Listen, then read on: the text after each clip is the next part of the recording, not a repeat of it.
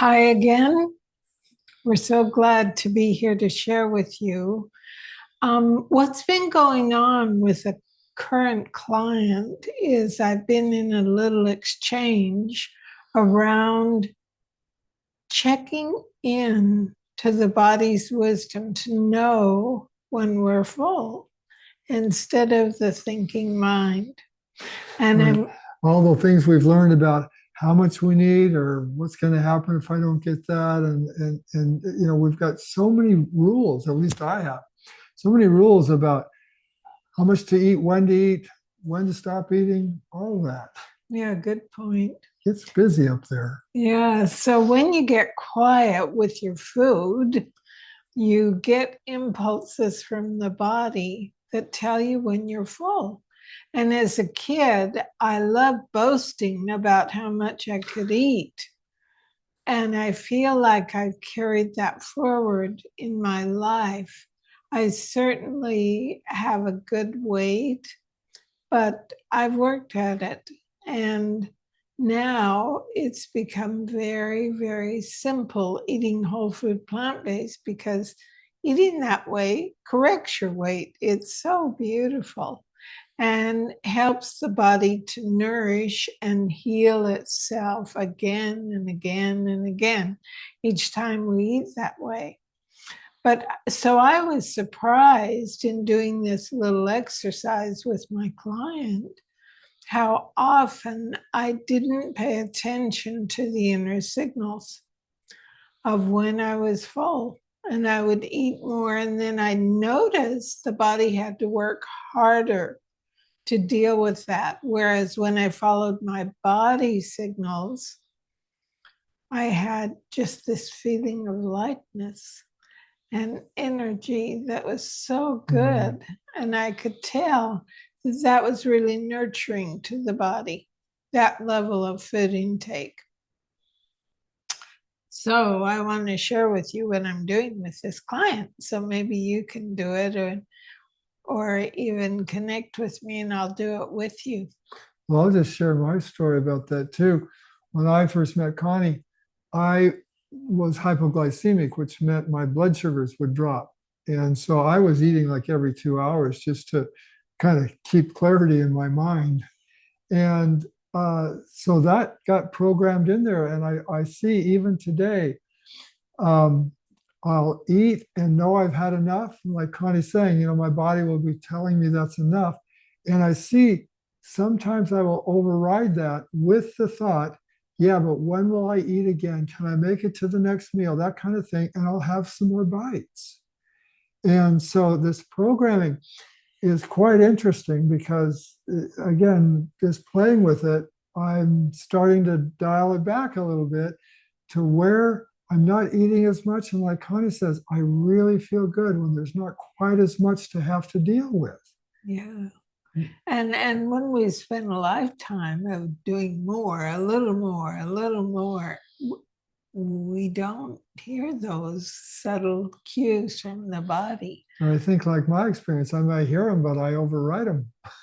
I've got a reason not to listen. Yeah, yeah. So try this and see what you see in your own eating patterns. When you get ready for your next meal, sit down and just relax for a minute. Just drop your shoulders and relax. And then take a bite and put all of your awareness in your mouth. Really taste the food, feel the texture of it, smell what it smells like, and chew until the food becomes liquid. And that may surprise you. That's often as many as 30 chews. And then swallow. And this is the most important point. Notice how your body receives that food.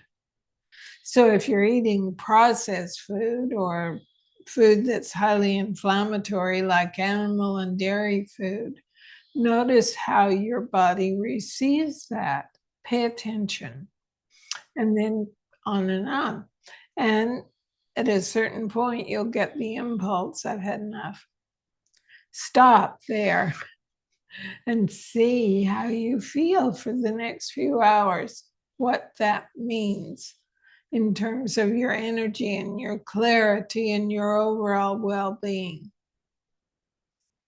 And I notice that often, especially if you're watching TV or you're doing something on your phone while you're, excuse me, eating, you won't hear those signals. So just eat in a quiet space and stop when your body says to stop and see what you learn. I'm loving the learning that I'm getting. And I'm loving because when I eat and stop, when the body says stop, it takes me back to the lightness and energy I had as a little kid. So it's worth exploring. Yeah, and we've been sharing this with people for, well, decades, actually. We discovered this a long time ago. And we've always called it eating with presence because you get really present. And, you know, just a couple of weeks ago, we did a blog on Stir that came out of the book, Stealing Fire, and talking about people, the experience of being in flow, which is total presence, which is immersion in the present. So that's selflessness, timelessness, separateness, richness. And when I was thinking about us doing this blog this morning about the eating with presence exercise, I realized that as powerful as that is in terms of creating a deeper and richer relationship with food, it also occurs in other areas of our lives. That whole doing our activity with presence, you know, just think about being with somebody and having a conversation and how often it kind of just bounces on the top of the waves is kind of superficial. But how we have the opportunity then to drop into what's even deeper, getting really present with them. In the same way, when we take a bite of food, you feel, you know, taste all the flavors, the textures, what all is going on there, not just food in the mouth, chew and down. When we're having those conversations with people, what if we really pause and listen deeply to where they're coming from, not just the content of the words. It's like there's the content of the words, that's kind of some flavors, but sometimes I'll just kind of check in, where is their heart speaking from? Where are they speaking from? Where are they coming from in their heart? And it really deepens what I'm hearing. In the same way that when I eat with presence, it deepens my experience of that food. So presence has so much power. I mean, Eckhart Tolle's first book, The Power of Now, that's what it's all about. Yeah. What happens in our lives when we get present? What happens, and it seems to be for me, when I get present, it retrains the brain to really relate in an authentic and real way. In the present moment, we've talked about this before, there's no habits. All those old food habits, when I get present, where are the habits? In the present moment, there are no habits. Habits are all coming out of the past. So yeah, it's kind of neat. We can do this with food, but we can really expand it in every area of our lives too, and really begin to incorporate the power of now into our lives. It's really cool. That's great, Bill. Recipe, that's your area this week. Yeah, well, last week we did the blog with Chef AJ, and one of the videos that we tagged on there was for the Just Banana Muffins. So we actually put that recipe, we'll share that with you this week, Just Banana Muffins. And we made them yesterday with a class that we were doing. And I think we had